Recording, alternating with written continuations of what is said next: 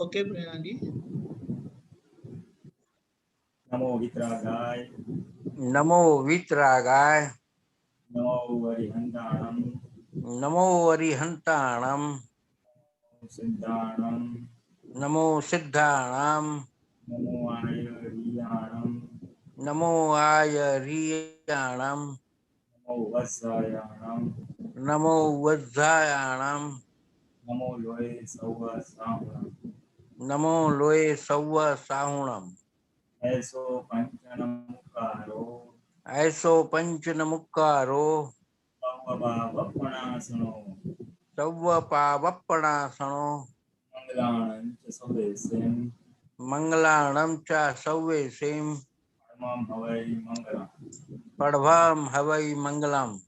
ओम नमो भगवते वासुदेवाय, ओम नमो भगवते वासुदेवाय। शिवाय, ओम नमः शिवाय। जय सच्चिदानंद। जय सच्चिदानंद। जय सच्चिदानंद। जय सच्चिदानंद। जय सच्चिदानंद। એમાં હા, આપ્યા મેં તમને બે પ્રશ્નો આપ્યા છે અને ત્રીજો અક્રમ વિજ્ઞાન. બોલીએ. કૃપા સિદ્ધિ એ સંપૂર્ણ સમર્પણતા આપણું કઈ જ નહીં અર્થાત પોતાપણું કાઢવા માટેનો સરળ એકમાત્ર માર્ગ છે. કૃપા સિદ્ધિ એટલે સંપૂર્ણ સમર્પણતા આપણું કઈ જ નહીં અર્થાત પોતાપણું કાઢવા માટેનો સરળ એકમાત્ર માર્ગ છે. કમદાદાનું સૂત્ર છે. હા, બસ આમ એટલે તમે વાંચી જાઓ ને તો એમના વાક્યો સમજણ પડે, પણ જે દાદા કે છે ને ગેર પડવી જોઈએ એવું પડે નહીં, અંદરથી ડેફનેસ ના આવે એટલા માટે, અને થોડો પ્રકાશ નાખો તો સમજણ પડે.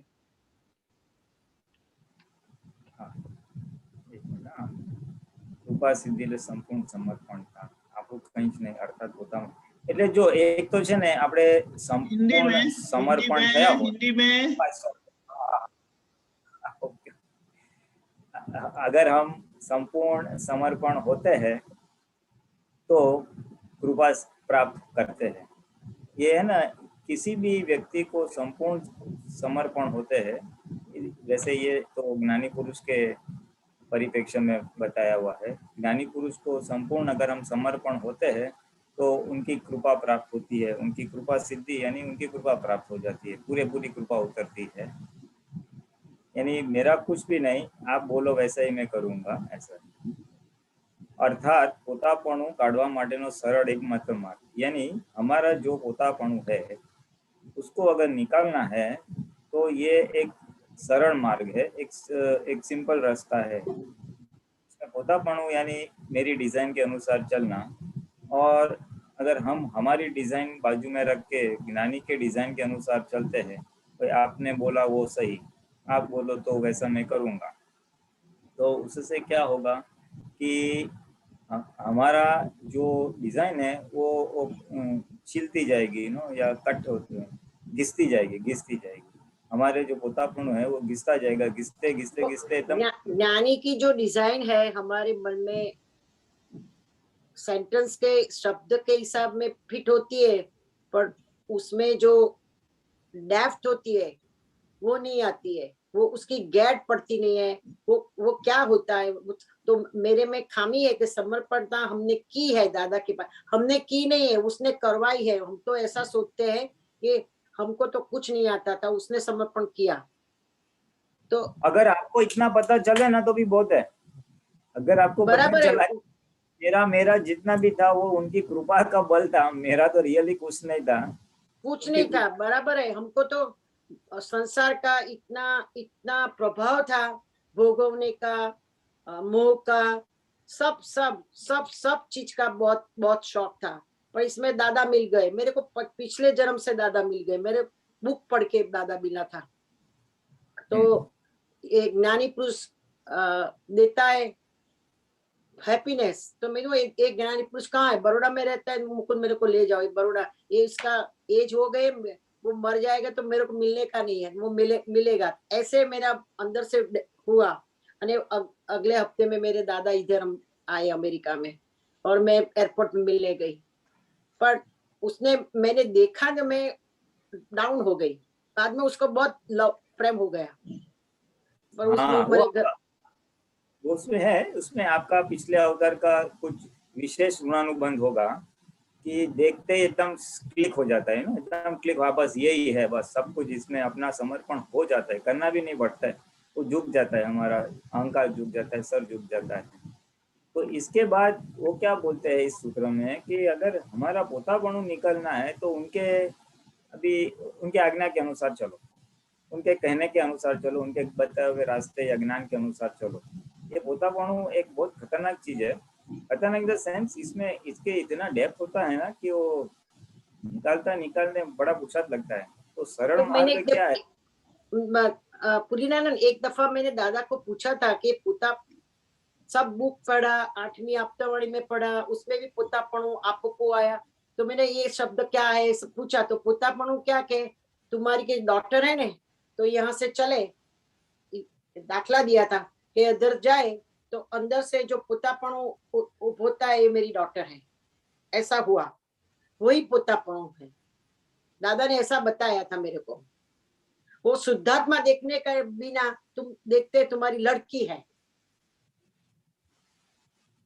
मैं शुद्ध, हाँ, शुद्धात्मा देखने की चूक हो गई और मैंने देखा मेरी लड़की आई, तो ऐसे मेरापन आ गया ना, वही है। वो थोड़ा मेरापन है ना, वो ममता का बात आएगा।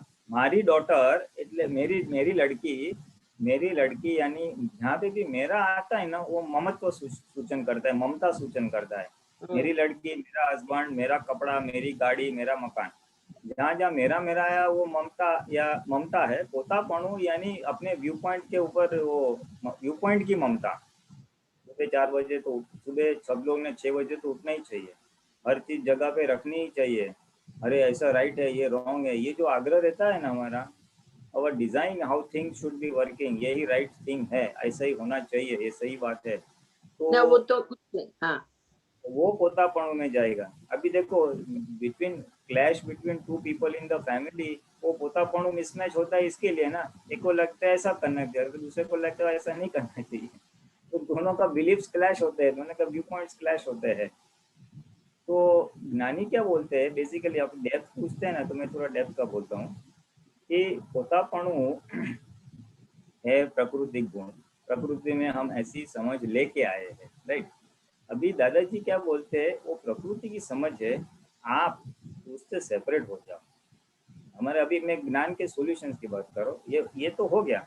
अभी I am coming to this सूत्र ऑल्सो। हाँ, तो ये तो मेरा है, अभी ये है फाइल नंबर 1 का पोतापणु है, अभी उसमें से हमें सेपरेट हो जाने का है कि भाई ये पुलिंग का है, मैं अलग हूँ। तो पोतापणु जो डिस्चार्ज वाला भाग है, वो फाइल नंबर 1 में खड़ा तो होगा, तो प्रकट तो होगा, बाहर तो निकलेगा, लेकिन उसको अगर मैं सेपरेट रह के देखूँ ना, तो उसका प्रभाव नहीं पड़ेगा, यानी माय एक्शन, उसका प्रभाव नहीं पड़ने का, हाँ, माय एक्शंस विल नॉट, मैं उसमें तन्मय होके उसका सुन के उसके अनुसार नहीं चलूंगा, बेसिकली इज दैट। तो अब ये ज्ञान का सॉल्यूशन है। ज्ञानी पुरुष क्या बोलते हैं, अभी तू उसको देख, यानी फाइल नंबर 1 को देख, उससे डिस्चार्ज होते सारे चीज, इसमें से पर्टिकुलरली पोतापणु लेते हैं, तो उसमें से उस पोतापणु, मुझे पोतापणु निकालना है, दैट इज डिसीजन नंबर 1। पहले तो ये निश्चय होना चाहिए, निश्चय के बाद फिर जब जहाँ निकलता है तो वहाँ पे उसका अमल नहीं होने देने का है। अभी अमल नहीं होना यानी क्या कि आप इसके हिसाब से करो, लेकिन आपके हिसाब से अगर कोई चीज नहीं होता है तो उसको लेट वो को भी करो। आपकी इच्छा है, सबने 6 बजे 7 बजे ब्रेकफास्ट पे आना है, आपने ट्राई भी किया, लेकिन नहीं होता है तो छोड़ देने का, वो आपका पोतापणु छोड़ने का रास्ता है। अभी डायरेक्टली नहीं छूटेगा, आपको हमें कोई लगे ये लोग नहीं सुनते, ये लोग नहीं सुनते, तो दादाजी क्या बोलते हैं, बस ज्ञानी को सौंप दो, ज्ञानी बोले वो करने का, तेरे को तेरी बुद्धि नहीं लड़ाने की, तेरा डिजाइन नहीं चलाने का, तेरा व्यू पॉइंट नहीं रखने का, तो पोतापणु निकलते जाएगा।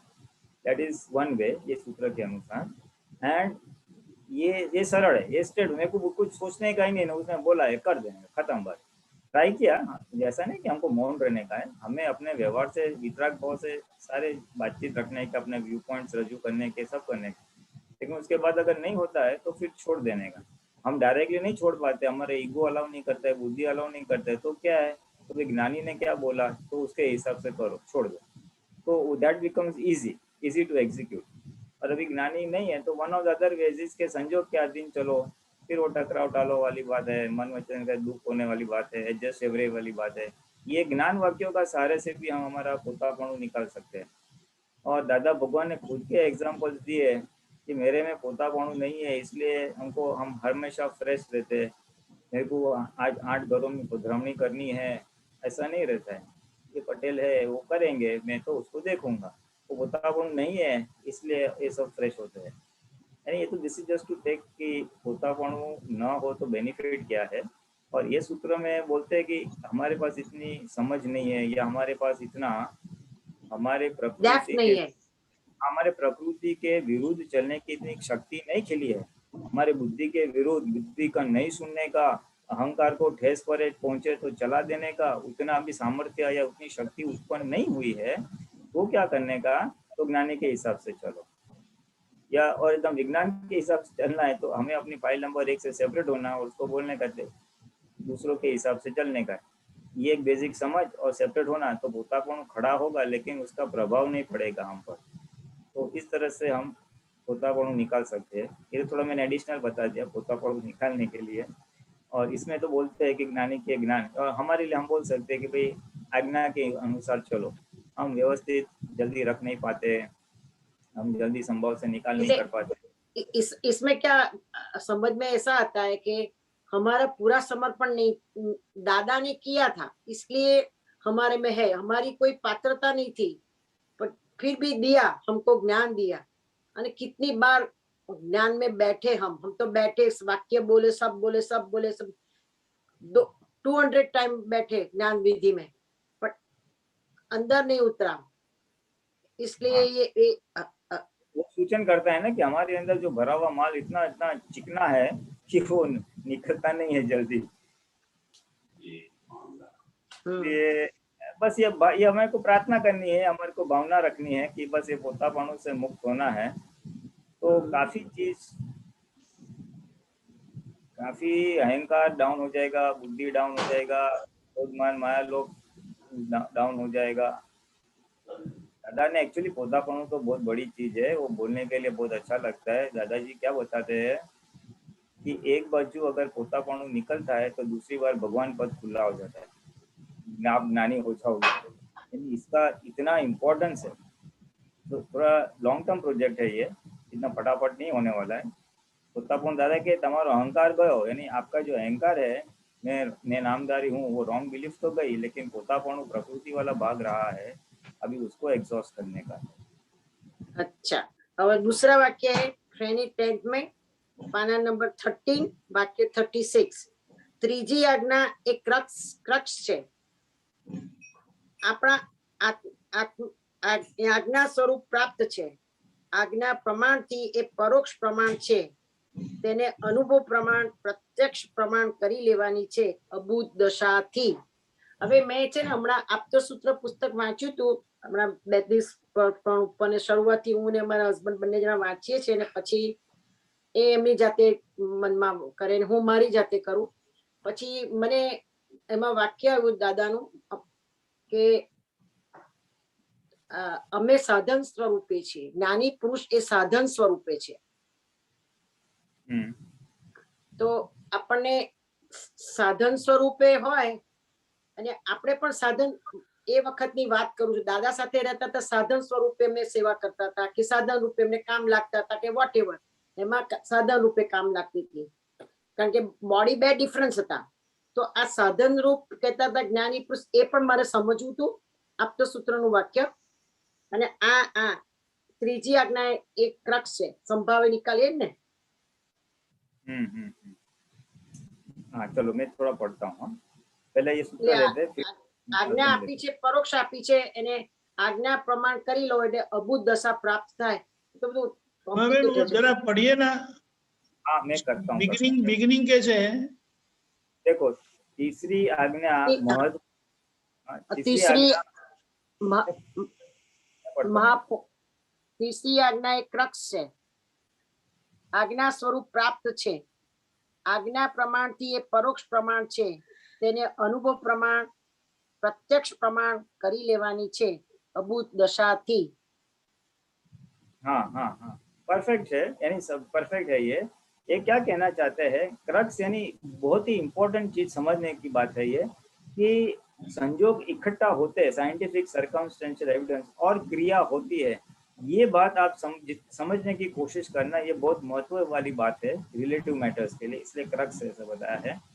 फिर आगे बताते आज्ञा प्रमाण से यह परोक्ष प्रमाण है, यानी क्या कहना चाहता है कि ये ज्ञानी पुरुष ने हमें आज्ञा दी है, उनके विजन में देख के, उनके जो दर्शन में आके उन्होंने बताया कि भाई ये व्यवस्थित शक्ति करता है, उसको प्रत्यक्ष प्रमाण कर लेना है।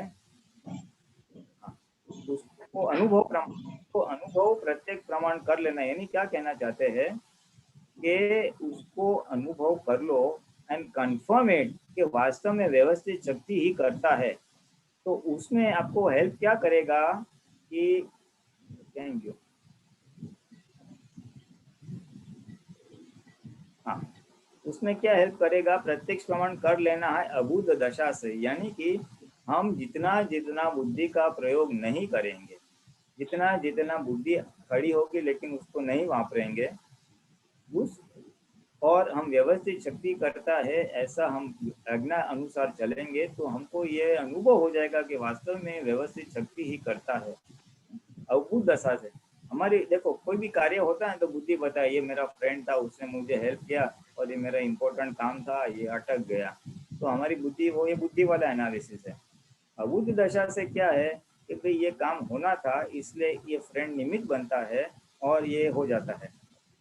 उसका उल्टा भी ले सकते हैं कि जब हमारा काम नहीं बनता है, हम कितना रिक्वेस्ट करते हैं ये कर वो कर, लेकिन जमता ही नहीं है, मैंने बहुत डिसाइड किया कि ये मैं पुरुषार्थ करूंगा लेकिन होता ही नहीं है, तो मुझे पता चलता है कि एविडेंस कुछ फूट रहे हैं, समथिंग इज मिसिंग, कुछ एविडेंस मिसिंग है, इसके लिए ये मेरा क्रिया या कार्य हो नहीं रहा है। इसलिए मुझे पता, तब मुझे कन्विंस हो जाएगा कि मैं अकेला करता नहीं हूँ, सब एविडेंसेस चाहिए और हमको पता चलेगा कि व्यवस्थित में था इसलिए ये हुआ या व्यवस्थित में था इसलिए नहीं हुआ। बुद्धि काम नहीं करेगी, लेकिन ये हमारे ज्ञान से हम ऑब्जर्व करेंगे तो ये हमको कन्विंस हो जाएगा कि भाई वास्तव में व्यवस्थित शक्ति ही करता है, मैं अकेला करने वाला नहीं हूँ। इस समझ को क्या कहते हैं कि अनुभव प्रमाण करना है, यानी आप तो मैंने ज्यादा बोलते से तो मालूम पड़ेगा कि व्यवस्थित करना है, लेकिन आप कि व्यवस्थित शक्ति करता है, यू एक्सपीरियंस इट योरसेल्फ, आप खुद अनुभव कर लो, ऐसा कहना चाहते हैं। अच्छा, तो सुबह तो उठते हैं हम सब, तो मेरे को अंदर से आता है कि व्यवस्थित शक्ति ने हमने उठाया, हे दादा भगवान आपका उपकार है, मैं मेरा अंदर का दादा भगवान का दर्शन कर सकती हूँ, और बाद में सब विधि चलती है, पर वो जो अखंड नहीं रहता, बोलते हैं ना सारा दिन नहीं रहता, सुबह में हम फ्रेश होते हैं ना तो सब अंदर से आवाज आती है, सब होता है, दिन में तो काम लगता है, इधर उधर साफ सुथरी वॉट एवर लेडीज को बहुत होता है और आदत भी होती है, पर ए अखंड कैसे नहीं रहता है व्यवस्थित शक्ति का ज्ञान, बुद्धि से नहीं रहता। अब एक तो हाँ बुद्धि है और हमारा डिस्चार्ज अहंकार है ना, मैंने ये कर दिया ना, मैंने वो कर दिया, वो अभी तक मैं कर सकती हूँ, ये जो मान्यता भरी पड़ी हुई है ना, इसके वजह से ये रहता नहीं है। तो स्टार्टिंग हाँ क्योंकि मैंने ये कर दिया वो कर दिया, उसको समझा दिया, मैंने इसको फोन किया, मेरा काम हो गया, तो ये बिलीफ रहता ही है, वो बिलीफ की वजह से व्यवस्थित करता नहीं होता है।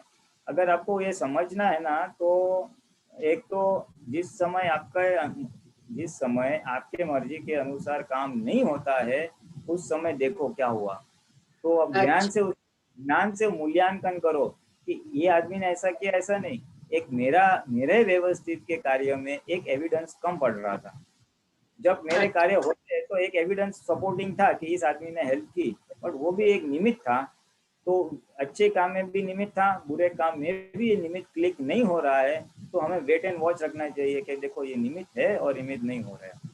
तो ऐसे पैसे प्रमाण से हमको ऐसा चलेगा कि मैं अकेला स्वतंत्र करता या करती नहीं हूँ। और उसके लिए फिर थोड़ा एक पुरुषार्थ के स्वरूप में दादा ने बोला तभी छुट्टी के दिन लगाम छोड़ दो और क्या हो रहा है वो देखो, जस्ट ऑब्जर्व व्यवस्थित ऑपरेटिंग कि कैसे कैसे संजोग हो रहा है, खाना बन रहा है, खा रहे, खा नहीं रहा है, खाना बच रहा है, खाना शॉर्ट पड़ रहा है, काम काम, ये सब जस्ट ऑब्जर्व एवरीथिंग। तो लगाम छोड़ दो एक प्रयोग दादा ने व्यवस्थित को प्रत्यक्ष प्रमाण करने के लिए एक सूचन किया हुआ प्रयोग है दादा भगवान ने। मैं करता हूँ, वो बिलीफ इतनी गाढ़ है ना कि सब जगह करता है दिखता है। अभी कोई करता नहीं है, व्यवस्थित चीज करता है, ऐसा 2-3 दिन के लिए सविशेष पुरुषार्थ करो तो ये थोड़ा थोड़ा उसको फ्रैक्चर पड़ेगा। એટલે આ બધું જે પણ થાય છે, દરેક વસ્તુ જે થાય છે એ જન્મ્યા ત્યાંથી મર્યા ત્યાંથી એટલું 100% ફિક્સ થઈ ગયું છે કે ડિસાઇડેડ છે. ના ના એવું નથી, એવું નથી. તો જો એ પ્રકૃતિના અમુક સ્થૂળ સંયોગો ડિસાઇડેડ છે. જ્ઞાન હજી ફ્લેક્સિબલ અને ચેન્જેબલ છે. જ્ઞાન અભી જ્ઞાનની વાત નથી, જ્ઞાનની વાત કરતી. આપણા જે સંજોગો આવતા હોય એ બધા ડિસાઇડેડ નથી.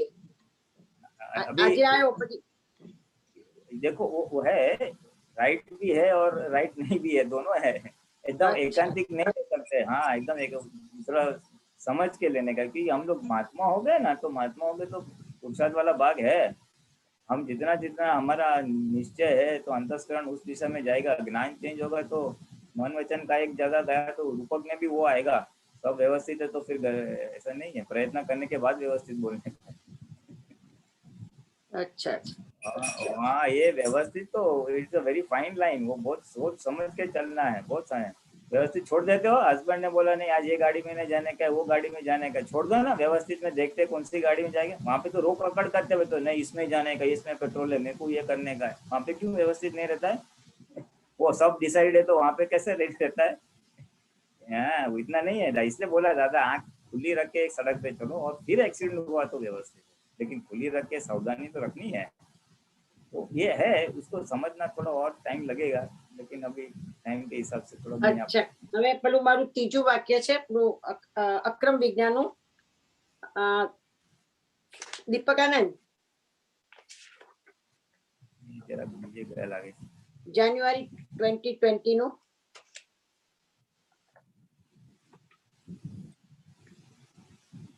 જ્ઞાનીનું વચનમન એટલું જ વ્યવસ્થિતને ચેન્જ કરી શકે એવું છે. એ સંસારમાં જવા માટે આડી દિવાલ જેવું છે. એક ફેરે આડી દિવાલ નાખી આપે તો ફરી સંસારમાં જઈ શકે જ નહીં. हाँ वो ये है ना, ये एक्चुअली ब्रह्मचर्य व्रत के संबंध में ये वाक्य सब वचन है कि हम लोगों को ब्रह्मचर्य व्रत देते थे, फिर हम लोग कहते दादा हमको इच्छा नहीं है, तो बोलेगा चलेगा, मेरा वचन बोर्ड आपके व्यवस्थित के अगर शादी करने का लिखा भी होगा ना तो वो एक दीवार आ जाएगी और आपका ये वो भाग टूट जाएगा। लेकिन आपका मालूम है निश्चय सबको बोलते थे कि अहंकार से भी पालना पड़ेगा। वो तो जिन्होंने ब्रह्मचर्य व्रत लिया है ना तो बोले अहंकार से भी एक बार विषय को निकाल दो, उसके सामने पड़ लग जाओ ऐसा, क्योंकि वो चिकना वो है ना, इसलिए थोड़ा अहंकार से भी निकाल दो।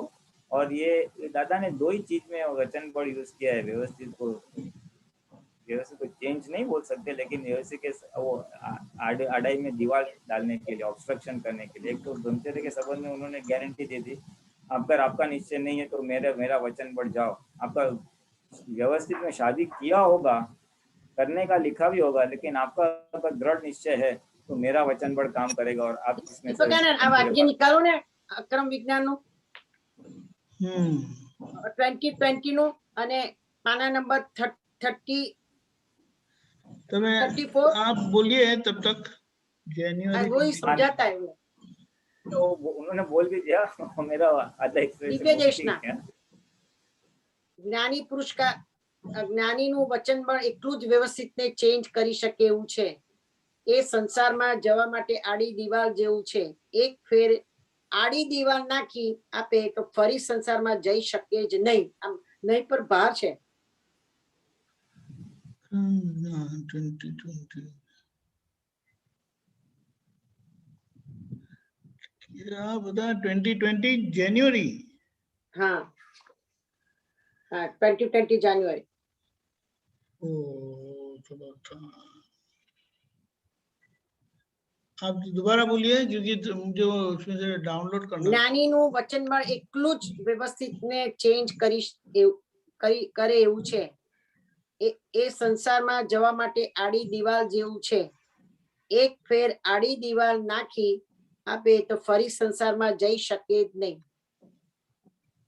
नहीं, कोई એમણે बात नहीं, સમજાયું કે चलेगा मिला तो वेरी गुड।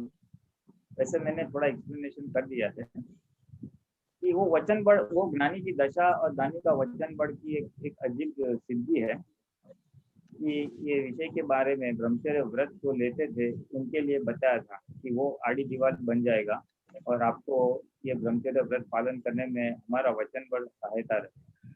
बस इतना ही और ज्यादा कुछ नहीं है इसमें। और एक अच्छा। एक मेरे को याद है कि दादा ने बोला कि मेरी आज्ञा लेके आप मौन रखो, जिसको वाणी सुधारनी है, कि वाणी के संदर्भ में है, कोई किसी की वाणी अच्छी नहीं है और बोलते हैं कि मेरे को वाणी सुधारनी है दादा मुझे सहायता करो, तो मेरी आज्ञा लेके मौन रहना, तो उसमें भी हमारी एक वो काम करेगा। एक दो जगह पे मैंने एक मेरे सुनने में आया है कि ज्यादा भगवान बोलते व्यवस्थित में भी फेरफार वो कर सकते हैं। और ये तो સ્વાદવાણી બોલે સંસાર અડેની સ્વાદવાણી બોલે એને પછી નીચેનું વાક્ય हाँ ये जो है वो उसमें है, ये उन्होंने ब्रह्मचर्य व्रत के कॉन्टेक्स्ट में ये बात बताई थी। और પછી સંસારમાં જઈ શકે नहीं, यानी आप संसार में नहीं जाओगे यानी आप शादी नहीं करोगे, ऐसा कहना चाहते हैं। आपका निश्चय पक्का है तो एक दीवार बन जाएगा। हाँ, इट विल ब्लॉक यू। जो संजोग होते हैं ना, तो क्या होता है देखो, संजोग है कि शादी की यानी क्या, मानो के घर वालों का एक वो है फोर्स रहता है कि करने का है, लेकिन आपका निश्चय दृढ़ है ना, तो फिर वो मेरा वचन बड़ बाकी का काम कर देगा। फिर वो बाहर के एविडेंसेस जो है शादी के फेवर वाले वो सब टूट जाएंगे। नहीं आपका ये वाक्य तो आपने बोला कि ब्रह्मचर्य के लिए बोलता है, पर मेरे को दादा बात करते थे द्रव्यानी योग पुस्तक की बात करते थे, तब बोलते थे, मेरे को भी याद आता है कि अपना जो निश्चय पक्का है तो व्यवस्थित फिर जाता है, फरी जाए छे। हाँ वो फिर जाता है, वो है ना दादा भगवान का भी दूसरा एक वचन है, एक अलग रेफरेंस टू कॉन्टेक्स्ट में। એટલે સંસારમાં બી આવું જ છે, આપણે જો સત્સંગમાં જવું જ હોય, અંદરથી ભાવ કર્યો હોય અને વ્યવસ્થિત એવું આપણે સહાય કરતું હોય છે, મેં એવું જોયું છે સહાય કરે છે। हाँ वो परफेक्ट बात है, दादा भगवान ने बताई है, दादा भगवान ने स्पष्ट बताया कि एक बार आप दृढ़ निश्चय करोगे ना कि ये चीज करनी है, तो क्या है कि पूरा अंतस्करण, मन, बुद्धि, चित्त और अहंकार वो सब उस दिशा में ही चलते हैं। और फिर वो रूपक में आता है। अच्छा, अपना निश्चय is one of the evidences for anything to execute. कुछ भी क्रिया होती है ना, द्रव्य से काળ ભાવ એટલે આમના ભાવ is one of the factors. और वो તો આપણે જે આ બધું લઈને આવ્યા છે રૂપકમાં નથી આવતું, આ સત્સંગમાં જઈએ આઈએ બધું એ ભાવ થવો એ પણ રૂપકમાં નથી આવતો ને? ભાવ એટલે કયો ભાવ થવો, કોણ સા ભાવ? આ સત્સંગનો योग બાજુ, આ ઝૂમમાં સાંભળવું, આ તે એટલે ચારે બાજુથી આપણને સત્સંગ જવાનું થાય છે, ઘણા વર્ષોથી થાય એ બધો આપણા ભાવનો જ ફળ છે ને, ભાવનું ફળ છે। हाँ फल, भाव का फल है, पर वो अगले जन्म का नहीं है। वो पार्टली अगले जन्म का भी है, बट इस जन्म में वो भी एक एविडेंस डिस्चार्ज में ऐसा भाव आता है कि मुझे सत्संग में रहना है। अच्छा, तो दोनों हो सकता है, ये जन्म का पुरुषार्थ भी हो सकता है 5वीं आज्ञा के स्वरूप में, और पिछले अवतार का भी हो सकता है, बस मुझे निरंतर सत्संग ज्ञानी मिले और सत्संग में रहने का है, ऐसा चार्ज किया है तो ऐसा डिस्चार्ज भी आएगा। और नहीं है तो लेकिन 5वीं आज्ञा है ना कि भाई सत्संग में रहना, तो कोई वो पुरुषार्थ लेके बैठा है कि दादा मुझे निरंतर सत्संग में रहना है, सत्संग में संयोग प्राप्त हो, तो उसका परिणाम भी हो सकता है। It can be a combination of both. અચ્છા, दोनों જય સચિદાનંદ, જય સચિદાનંદ. પુલિનભાઈ બહુ સરસ સમજણ પડી. જય સચિદાનંદ, જય સચિદાનંદ, જય સચિદાનંદ, જય સચિદાનંદ.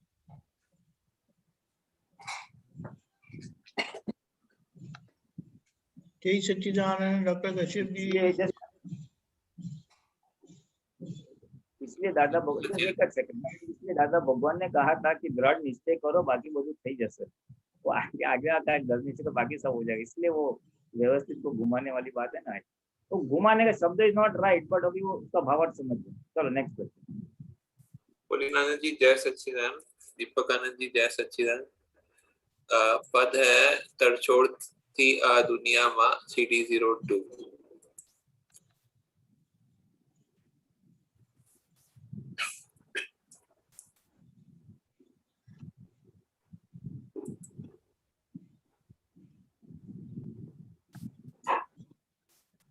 बोलिए।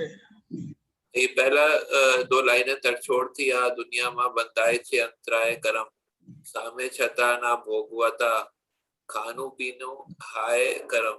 ये सेकंड लाइन थोड़ा समझाइए।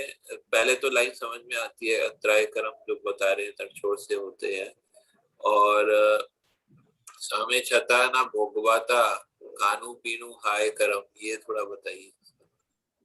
हाँ, यानी क्या कहना चाहते हैं कि हमारे पास सामने सब अच्छी चीज है खाने पीने के लिए, हाँ। लेकिन हम उसको खा नहीं सकते, हम उसको भुगत नहीं सकते हैं, तो हाँ। ये हमारे प्रकार के अंतराय कर्म, हाई कर्म यानी हाँ, कि हमने हो सकता है कि कुछ तड़छोड़ किए है, या जाने अनजाने हमने कोई ऐसे अंतराय कर्म हो गए हैं जिसकी वजह से सब कुछ हमारे सामने होते हुए, खाने पीने की चीजें सामने होते हुए हम उसको खा नहीं सकते थे।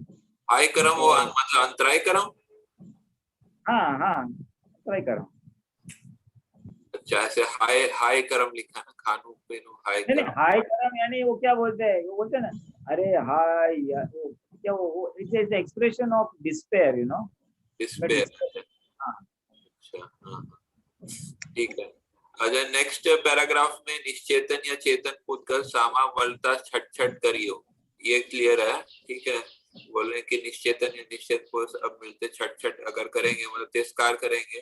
आबड़ छेटा तिरस्कारे, ये थोड़ा ये थोड़ा बताइए। आबड़ छेटा तिरस्कारे मेरे को दीपक है, इसको क्या एग्जैक्ट बोलेंगे? आबड़ छेटा तिरस्कार तो है, बट वो एग्जैक्टली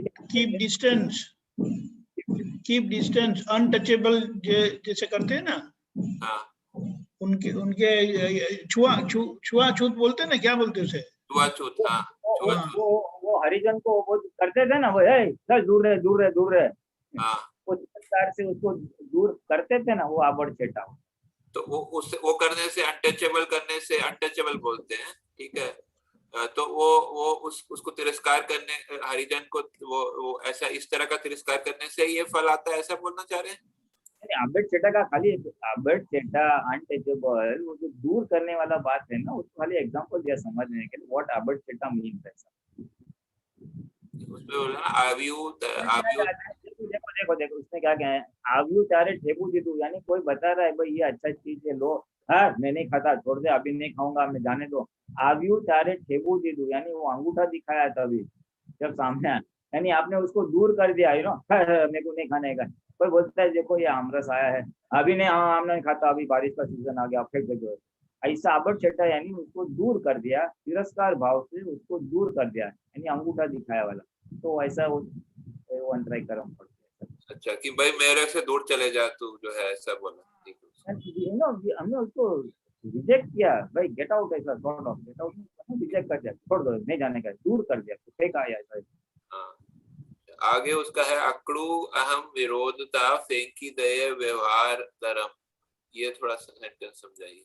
अकड़ू हाँ विरोधता, यानी हमारा अहंकार इतना अकड़ू होता है ना, कभी बोलते हैं ना ये बहुत अकड़ू आदमी है, इतना अकड़ में रहता है, अहंकार हमारा इतना अकड़ में रहता है कि वो हर चीज में विरोध कर देता है और फेंक देता है। भाई व्यवहार में जो करना चाहिए वो भी नहीं करता है, नहीं करूंगा, जो होगा वो देखा जाएगा।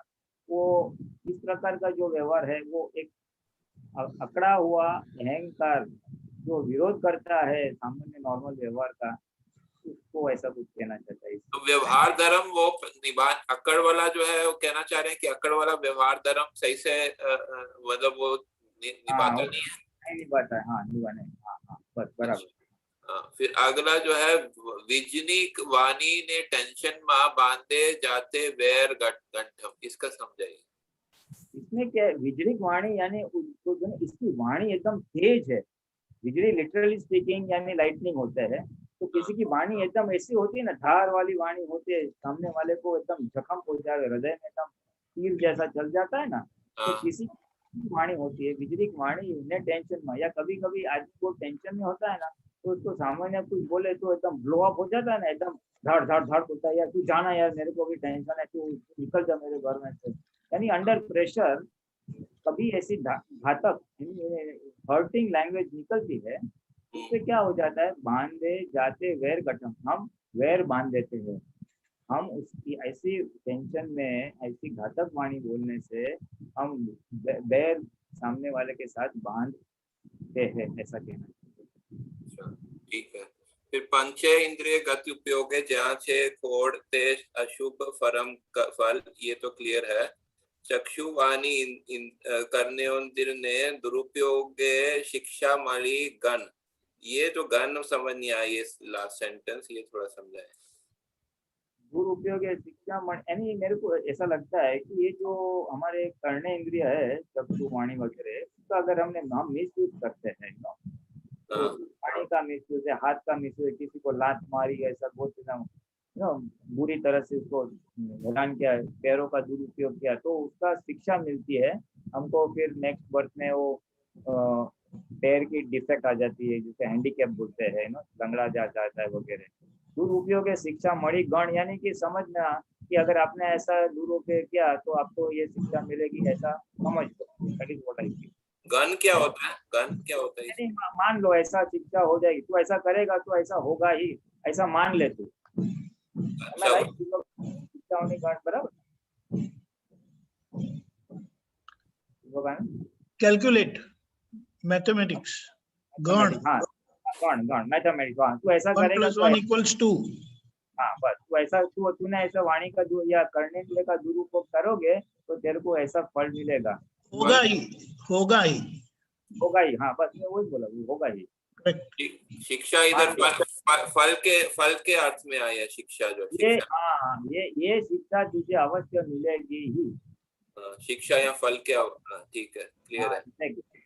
इफेक्ट है, हाँ इफेक्ट है, हाँ ठीक है। आगे अब ध्यान चित्त बुद्धि मन बुद्धि ना डखा डखलिया रूपी घर्षण, निज आत्म शक्ति रुंधाता अहम गुंचावे संघर्षण। ये जो डखा डखलिया मतलब एक ही होता है, डखा डखल मतलब ये डखा डखल रूपी घर्षण, ये क्या बताना चाह रहे आप ध्यान से? डखा डखल रूपी घर्षण यानी हमारे अपर ध्यान से चित मन बुद्धि डखा डखल या रूपी घर्षण, यानी ये जो बुद्धि वगैरह का डखो डखल होता है ना, और उसके वजह से घर्षण होता है, यानी अंदर से बहुत बेचैनी चालू हो जाती है। बुद्धि डखा करके तो फिर मन भी हो जाता है ना, ये क्या होगा, ऐसा क्या होगा, चित फिर तो उधर भटकने लगता है। तो डखो डखल करने से, डखा डखल करने से घर्षण होता है, ऐसा कुछ कहते हैं।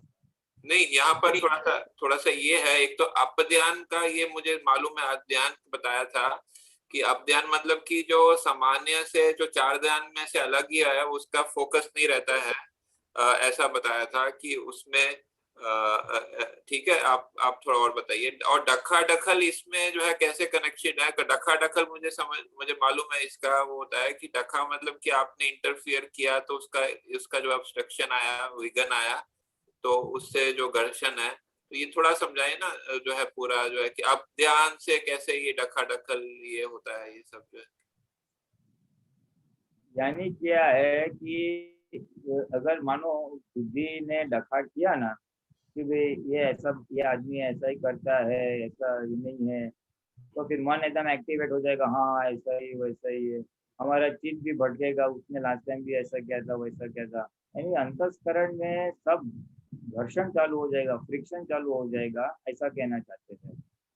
डखास करने से पूरा अंतस्करण में डखा वो हो जाएगा। अब ध्यान तो होता है ना जिसमें जिसका कोई यूज नहीं है, जो है यूजलेस है, वो एक तरह का ध्यान जो है उसका कोई हेतु नहीं है, बिना हेतु का ध्यान को अब ध्यान बोला जाता है ना। हाँ हाँ हाँ। तो इधर मतलब जो है आपने मतलब जब बता रहे हैं तो मतलब ये अपध्यान से ही होता है, ये दखल जो है मतलब ये और ये बेसिकली पूरा अंतःकरण एजुकेट हो जाएगा हाँ। तथा करने से, ऐसा उसका सार निकलता है। नहीं, मैं ये पूछता हूँ कि इधर अपध्यान का कोई विशेष रोल है, यहाँ पर अपध्यान मेंशन किया है दखल के संदर्भ में, अपध्यान का कोई विशेष रोल है मतलब ये कि दखल से ही अपध्यान से ही दखल होता है।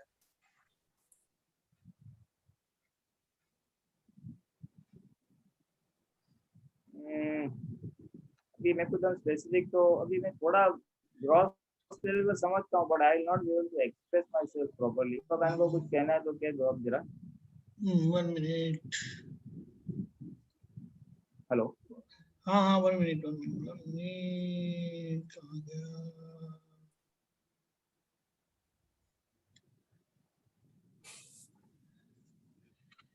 अब ध्यान हेतु बगैर के ध्यान से अपना मन चित्त बुद्धि सब कोई उसका कोई लक्ष्य रहता नहीं ना।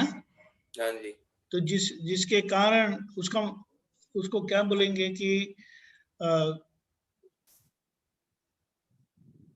रखा करते रहते हैं, बैठे हैं ध्यान में, हेतु कुछ नहीं है। अच्छा। तो बैठे हैं ध्यान में, और अगर कुछ ऐसा दादा जो एग्जाम्पल देते थे, अगर कुछ गिरा वगैरह तो बोलेंगे क्या गिरा करके। तो वो क्योंकि उनके उनके अंदर कोई हेतु यानी कोई लक्ष्य नहीं है, ऐसे ध्यान करने बैठे हैं, तो वो इस तरह से जीवन व्यवहार में दखल करते रहते हैं, दखलिया करते रहते हैं। अब ध्यान में विशेष रूप से दखल होता है ऐसा क्योंकि उनका लक्ष्य नहीं है। अच्छा। तो उनका चित्त है ना केंद्रित नहीं होता है। अच्छा। इसीलिए उनका ध्यान सब बाहर होता है। अच्छा। ऐसा बताया। तो उससे जिसके कारण जैसे कि अभी मैं ऐसा करके बैठा हूँ कोई लक्ष्य के बगैर, और कुछ आवाज आती है तो मैं तुरंत बोलता हूँ, चिल्ला उठता हूँ, अरे क्या हुआ। तो फिर दखल होगी ना, इंटरवेंशन होगा, तो उसके कारण फ्रिक्शन होगा, घर्षण होगा। घर्षण मतलब अंदर से जो है वो जो उथल पुथल होता है। अरे अंदर से नहीं, बाहर। वो नहीं, वो आगे आया संघर्षण, वो आगे आया घर्षण आगे, जो बाहर वाला जो है वो आगे हाँ संघर्षण, हाँ करेक्ट।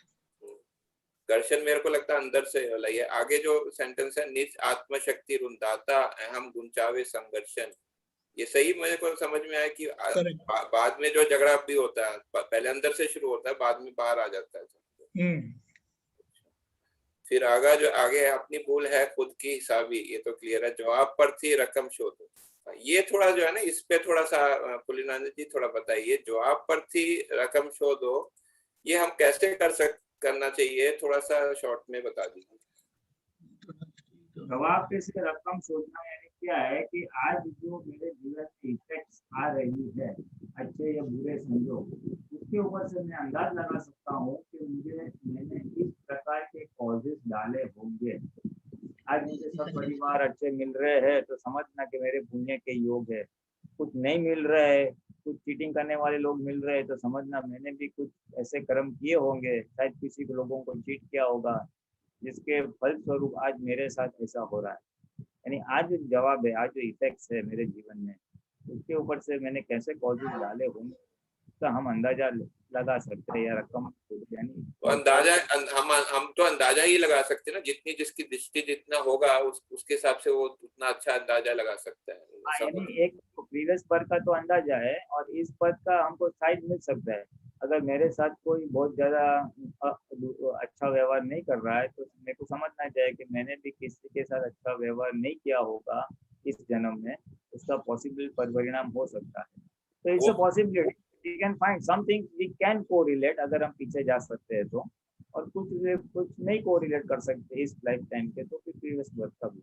इस जन्म का तो वो होगा ना जो फल का फल होता है इस जन्म में आता। हाँ, कर्म फल परिणाम से हम कर्म फल देख सकते हैं। अच्छा ठीक है। फिर नेक्स्ट है बेधारी तलवार छे विषमयी ढंके छे भूल पर सोचो। बेधारी तलवार ये थोड़ा समझाइए, बेधारी तलवार क्या कहते हैं? समय ढंके से भूल पर बेधारी तलवार से विषमयी, ये डबल एजेड स्वॉर्ड जिसको बोलते हैं ना, ऐसा कहना चाहते हैं। देखो अभी एग्जांपल नहीं आ रहा है, जय दीपक का नाम बताओ। देहधारी तलवार का मतलब क्या है कि दोनों तरफ से नुकसान होता है। आप समझे, वो एक ही तरफ से नहीं काटता, दोनों तरफ से नुकसान होता है। कौन से दोनों तरफ कौन से हैं? लेते वक्त देते वक्त दोनों तरफ। अच्छा लेते तरफ और मतलब खास करके विस्मय यानी ये संसार के सुख के पीछे जो दौड़ते रहते हैं ना, वो ऐसा है। सुख वैसे तो दुखी है, लेकिन सुख आने पर भी वो दुख का ही अनुभव करवाते, क्योंकि वो कब चले जाएगा ऐसा ही रहता है। मतलब जब वो भूल पर सोचो। हाँ? संजोग का पूर्ण होता है और गलन होता है, दोनों टाइम जो है ये इस तरह से। हाँ, यानी सुख आए तो भी वो दुख का वो भार रहता है कि वो चलेगा। और बेधारी तलवार यानी दोनों तरफ से वो दुख होता है। दो तो भी दुख होगा, लेंगे तो भी दुख होगा। अच्छा उसको रहेगा तो भी दुख होगा, वो नहीं होगा तो भी दुख होगा जो है उनके एब्सेंस में, ऐसा यही बता रहे ना। हाँ, अच्छा डंके छे भूल पर सोचो। जो हमें दुख होता है तो हमारी कोई भूल जरूर से है, उसके बारे में सोचो, वरना आपको दुख कैसे होगा। असर हुई तो कहीं पर दुख है ही, हमारी गलती है ही। ठीक है लास्ट में पूछता हूँ, साचा हृदय प्रायश्चित ते संधाय मन ना मिलन बीजा सुख ज आपवाती चोखी आपनी हृदय कलम। या हृदय कलम थोड़ा सा बताइए, हृदय कलम कौन सी कलम की बात कर रहे हैं? साचा हृदय प्रायश्चित संध्याय से मन ना मिलन, यानी किसी का झगड़ा हो गया और मन टूट गया और सच्चे हृदय से प्रायश्चित करने से मन जुड़ जाता है। बीजा ने आपत्ति चौकी आपड़ी हृदय कलम, दूसरों को सुख देने से हमारा हृदय शुद्ध हो जाता है। अभी कलम को मैं अभी लिटरली क्या पता नहीं, हमारा हृदय शुद्ध हो जाता है दूसरों को सुख देने से। हृदय कलम अभी क्या बोलेंगे हृदय कलम को? दीपकानंद जी हृदय कलम का क्या अर्थ बता रहे हैं? क्योंकि यानी ये हमारा हृदय प्योर होते जाता है। मतलब हृदय को कलम के अनुसार पता है? कलम नहीं, यानी हमारा भाव प्योर प्योर होते जाता है। कलम डिक्शनरी में भाषा भी लिखा है, बोली भाषा। हाँ, यानी उसका मतलब ये होता है, मतलब अंदर से जो हृदय के जो भाव निकलते हैं वो अच्छे निकलेंगे, ऐसा। और दूसरों को हम सुख देने की जो भावना रहती है ना, भावना, तो उससे हमारा हृदय क्या बोलते हैं, निर्मल होते जाता है, शुद्ध होते जाता है, प्योर होते जाता है, अंदर अच्छे भावना भी पैदा होती है। ठीक है। और हकीकत में सारा अध्यात्म का जो प्रगति का मूल है या केंद्र है वो हार्ट है। हार्ट ओपन होता जाता है, सॉफ्ट होता जाता है, उसका प्रभाव बढ़ते जाता है, दिमाग यानी बुद्धि का प्रभाव कम होता जाता है, ऐसे। ठीक है, भाषा के बोली क्या रूप है। ठीक है, धन्यवाद। जय सच्चिदानंद। बोली मैंने जय सच्चिदानंद। जय सच्चिदानंद। कहाँ गए?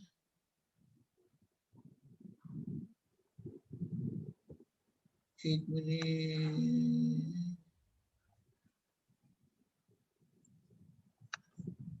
जया बहन,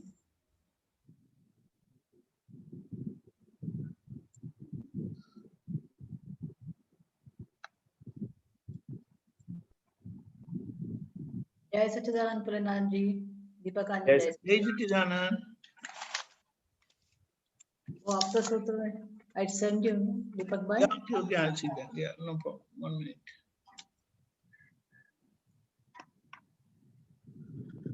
293.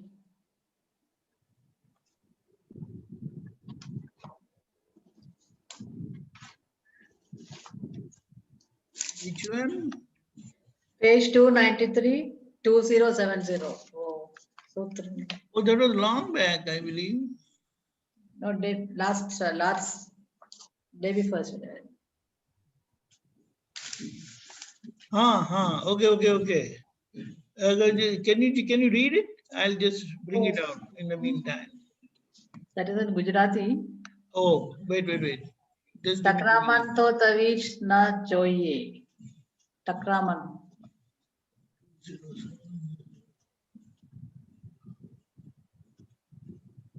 What is the page number?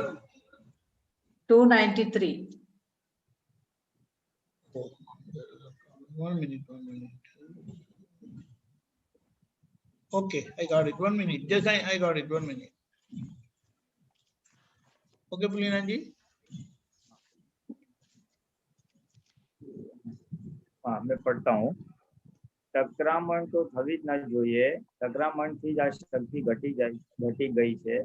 પછી આ દેહ જવાનું હોય તો જાય, પણ ટકરામણમાં ના આવવું જોઈએ. દેહ કોઈના કહેવાથી જતો રહેવાનો નથી કે કોઈના તાપથી ઉડી જતો નથી. એ તો વ્યવસ્થિતના તાબે છે. यहाँ पे पूरा एम्फेसिस है टकरामण टालने में. दादाजी कहते हैं इस सूत्र में कि टकरामण तो होनी ही नहीं चाहिए. टकरामण से हमारी जो शक्ति है वो पूरी नष्ट हो जाती है, कम हो जाती है, खलास हो जाती है. और फिर क्या बोलते हैं कि अगर देह चला भी जाए ना तो भी टकरामण में आना नहीं चाहिए, टकराव में आना नहीं चाहिए. हमारा देह चला जाए तो भी टकराव में नहीं आना चाहिए. और फिर आगे क्या आश्वासन देते हैं कि किसी के कहने से कुछ हमारा देह चला नहीं जाएगा, या किसी के शाप से भी हमारा कुछ देह चला नहीं जाएगा. हमारा देह तो व्यवस्थित के ताबे में, यानी हमारा शरीर या आयुष्य व्यवस्थित के ताबे में है. किसी के कहने से कि हम मर नहीं जाएंगे. इसलिए कुछ भी हो जाए, चाहे देह चला जाए, लेकिन टकराना नहीं. यानी उसको बहुत भारपूर्वक दादाजी कहते हैं टकरामण टालने के लिए. और वास्तव में बहुत सही है. दादाजी ने क्या बोला, एक ये तो यहाँ पे इस सूत्र का मीनिंग हुआ, लेकिन एक अलग जगह पे मैंने दादाजी का पढ़ा था. टकराया यानी किसी के साथ टकराव हुआ, किसी के साथ टकराव हुआ व्यक्ति के साथ, तो इट इज इक्विवेलेंट ऑफ हम दीवार में हमारा सर पटकते हैं. Pulina ji, हाँ read the 2072.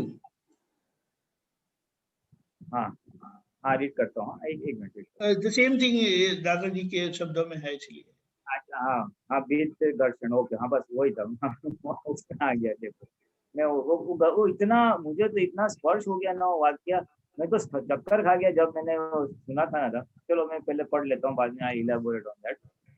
ઘર્ષણથી બધી શક્તિ ખલાસ થઈ જાય. ઘર્ષણથી સારી શક્તિઓ ખલાસ हो जाती है. આત્માની અનંત શક્તિઓ એને લીધે દેખાતી નથી. कोई अवड़ो आत्मा की अनंत शक्ति इसकी वजह से हमें दिखाई नहीं देती. कोई अवड़ो भाव थयो, आंख ऊंची થઈ જાય, एक घर्षण. भीत जोड़े घर्षण થાય तो શું થાય? माथું फूटी जाए. दीवार के साथ अगर हम टकराते हैं तो क्या होगा? हमारा सर फूट जाएगा. घर्षण एकलू ना हो तो मानस मोक्ष जाता. घर्षण अकेला अगर नहीं होता तो इंसान मोक्ष चला जाता. बस एक ही शब्द सीख लिया किसी ने कि मुझे किसी के घर्षण में नहीं आना है, तो वो सीधे मोक्ष जाएगा. बीच में गुरु की जरूरत नहीं है और किसी की जरूरत नहीं है. यानी कितना एम्फोसिस दिया है दादाजी ने इसमें. और ये तो बहुत सही बात दादा बोले है कि अगर किसी का टकराव नहीं, एक लाइफ टाइम एक इस अवतार अगर टकराव डाल दिया ना तो सीधा मोक्ष चला जाएगा, बिना ज्ञान के और गुरु के. और ये जो मैं कहना चाहता था ना कि बीच जोड़े टकराए तो क्या होगा. दादा बोले तेरा किसी के साथ अगर टकराव हुआ, समझना तू भीत के साथ, दीवार के साथ तू टकराया. अभी देखो दीवार के साथ तो हम टकराते नहीं. हम कब टकराते? जब मुझे दीवार दिखाई नहीं देती हम टकराते. दादा बोले तू किसी के साथ टकराया ना तो दीवार के टकराया बरोबर सर तेरा ही फूटने वाला है. यानी टकराव कब होती है? जब मुझे सामने वाले के साथ कैसा इंटरेक्शन करना, कौन क्या व्यवहार करना, वो समझ में नहीं आता है, इसलिए टकराव हो जाता है. और टकराव में फिर बहुत सारी शक्तियाँ चल जाती कि वो हो जाते हैं ना, भयंकर नुकसान. Okay. ओके या माँ Okay. Kiran bhai. जय सच्चिदानंद Jai Sachidanand. Thank you so much.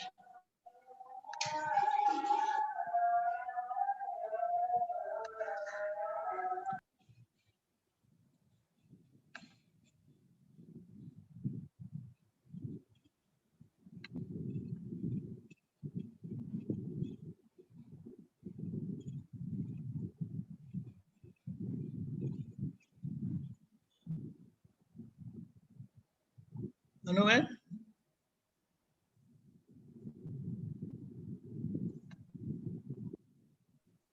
जय सच्चिदानंद दीपक आनंद जी, जय सच्चिदानंद पुलिन आनंद जी, महात्माओं, जय सच्चिदानंद। Pulin Anand ji, will you explain Vyavasthit, because it's a very big science. So I want to know elaborately, कि कैसे व्यवस्थित जो काम करता है. We know very limited व्यवस्थित. With our limited बुद्धि, like व्यवहार में जैसे व्यवस्थित चला रहे हैं. So elaborately आप समझाएंगे? हाँ, जी. इसमें ऐसा है ना कि कोई रोज विधि उठ के करता है ना नियमित, मानो 5:30-6 बजे करता है, तो उसको लगता है मैं रोज विधि करता हूँ. जी. अभी हो सकता है कभी कभार लेट सोना हुआ, कुछ बाहर गांव जाना हुआ, गेस्ट है, कुछ भी कारण सब नहीं होता और अलार्म तो बजता है लेकिन उठ के वो नहीं कर पाता. तब पता चलेगा कि वास्तव में अकेला करता था कि दूसरे को सपोर्टिंग एविडेंस भी थे करने में. जी. तो this is one of the way, जो तो मैंने बहुत ब्रीफ में एक एग्जांपल दिया कि हाउ टू व्यवस्थित को समझना कैसा है.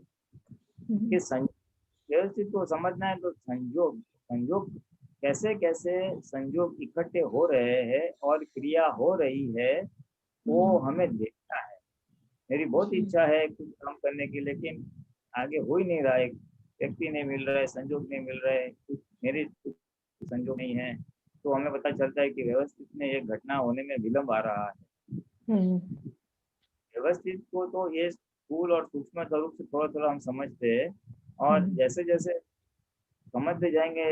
दादाजी ने तो बोला व्यवस्थित समझना इतना आसान नहीं है, क्योंकि अगर एक बाजू हम व्यवस्थित पूरा समझ गए ना, स्थूल सूक्ष्म सूक्ष्मतर सूक्ष्मतम, तो दूसरी बाजू केवल ज्ञान खड़ा हो जाएगी, प्रकट हो जाएगा. तो it is an ongoing process व्यवस्थित को समझना. जैसे हमारी दर्शन, और वो व्यवस्थित बुद्धि से नहीं समझ में आएगा, व्यवस्थित दर्शन से समझ में आएगा. जैसे जैसे हमारी समझ बढ़ेगी, हमारी जागृति बढ़ेगी, हमारा ज्ञान दर्शन शुद्ध होते जाएगा, वैसे वैसे हमको व्यवस्थित शक्ति समझ में आते जाएगा कि हमारे जीवन में अप्स एंड डाउन्स आते हैं, अनुकूल या प्रतिकूल संयोग घटनाएं होती है, तो उसके पीछे सारे कॉजेस है और वो दैट इज पार्ट ऑफ व्यवस्थित. और हमारा एंड बिगेस्ट थिंग इज हमारा व्यवस्थित हमने खुद ने बनाया. वो कैसे? Creators of our own व्यवस्थित, Okay, तो हाँ, ये because of our past karmas, yes, हाँ. Okay. आज व्यवस्थित समरी ऑफ ऑल रिजल्ट, ये जो रिजल्ट्स आते हैं उसका एक समरी है. आज व्यवस्थित में मेरे साथ ऐसा हुआ जी. यानी उसमें coming events cast like shadows, ये भी व्यवस्थित को समझने में एक वन ऑफ द फैक्टर्स. यानी एक इंग्लिश में कहावत है, coming events cast like shadows before. जो कुछ होने वाला है ना, तो उसके अनुसार आ जाते हैं, हमको पता चल जाता है कि ऐसा ऐसा होने वाला है. तो ये भी एक व्यवस्थित का एक हाँ, बट जैसे मैं कह रही हूँ, मतलब काफी बुद्धि शांत हो गई है, बिकॉज मन बुद्धि चित्त चलता नहीं है इतना, बिकॉज वी अपने आप को क्रोध भी रोक लेते हैं, सब रोक लेते हैं. जैसे ये गहराई में I want to know, like गहराई में जैसे सूक्ष्मतर, on those levels I want to understand this व्यवस्थित, because स्थूल के इसमें से तो समझ में आ रहा है, जैसे जैसे सामने संजोग आ रहा है, जो हमारे डेली लाइफ में होता है, होने के बाद कहते हैं हाँ ये व्यवस्थित है, तो शांत हो जाता है. मीन्स और गहराई में जैसे जैसे अपने साथ बैठते हैं ना, तो दिखता है यस, ये सब मैं करके आई थी, तो मेरे सामने ये सब खेल आ रहा है. When I sit with myself ज्ञाता दिशा पद में, तो that I want you to explain me गहराई से, थोड़ा सा. नहीं, बस यही है, दिस इज अंडर, ये आपने व्यवस्थित ठीक से समझा है कि बस ये ऐसा ऐसा किया होगा और या इसकी वजह से ऐसा ऐसे मुझे परिणाम आ रहे हैं। हाँ, तो ये समझ इटसेल्फ इस व्यवस्थित को समझना है कि कौन से कॉजेज का इफेक्ट आ रहा है। जो हमने बोला ना, इफेक्ट के ऊपर से कॉज को ढूंढने वाली बात होती है ना, ये वाली ठीक है। और दूसरा फ्यूचर के लिए छोड़ देने का कि कौन से एविडेंसेस इकट्ठा हो रहे हैं, मेरी भावना ऐसी है लेकिन एविडेंसेस कैसे मिल रहे हैं, तो ये काम हो रहा है नहीं हो रहा है, तो इस व्यवस्थित ऐसा ही लिखा होगा, काम सफल होना या काम सफल नहीं होना, that will be part of design of व्यवस्थित। ओके, हाँ वो तसल्ली दे देते हैं कि इसमें शायद भलाई है, दिस इज व्हाट शॉर्ट में ऐसे ही बोल देते हैं, may be this will not happen. हाँ, वो तो लौकिक भलाई है, भलाई वैसे वास्तविक है, that is true also.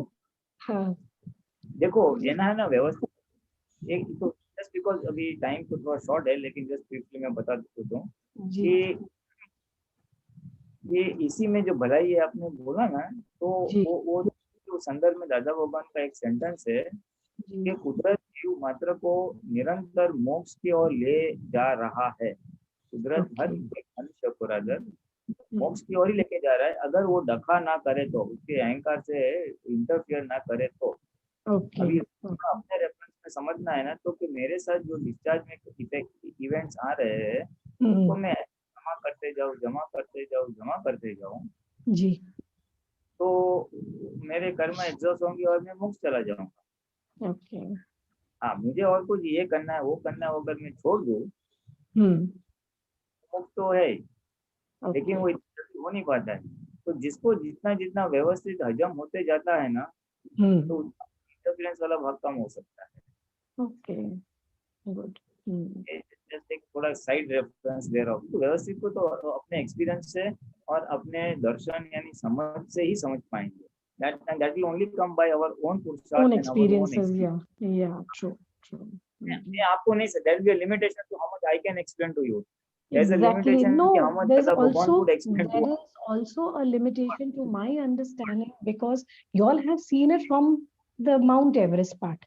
We are seeing it from जहाँ से हमारा व्यवहार होता है, हम वहां से देखते हैं. So you, out of your experience, of course, true, I will understand it better with my experiences. But आप जो कितना जो आपने किया है सब, ये प्रवचन and all that. So from that understanding, from that level की मैं बात कर रही हूँ. मैं समझता हूँ ये अभी शॉर्ट है, some other time I will take up. But मैंने एक दो प्रोजेक्ट्स किया थे ना, कैलेंडर वगैरह बनाए थे, आई कुड रियली सी अ व्यवस्थित शक्ति operating. Okay, wow. How help came, how help did not come, and how we spent sleepless nights for a few days. And I mean, I've experienced it. Abhi, some other time we'll share. Okay, we can do it some other time and elaborately. Yes, we can do that too. Yeah, thank you so much. Jai Sachidanand. जय सच्चिदानंद। Jai Sachidanand. Bholenath ji, हमारा समय हो चुका है। आप त्रिमंत्र बुलाएं, अनुबेन आप follow करेगा। जी। नमो वीतरागाय, नमो वीतरागाय, नमो अरिहंताणम, नमो अरिहंताणम, नमो सिद्धाणम, नमो सिद्धाणम, नमो आयरियाणम, नमो आयरियाणम, नमो वज्रायाणम, नमो वज्रायाणम, नमो लोहे सवसाहुनम, नमो लोहे सवसाहुनम, ऐसो पंचन मुखारो, ऐसो पंचनमुक्कारो, सवपावपनासनो, सवपावपनासनो, मंगलाणं च सवेसिं, मंगलाणं च सवेसिं, परमं हवै मंगलम्। फडमं हवै मंगलम्।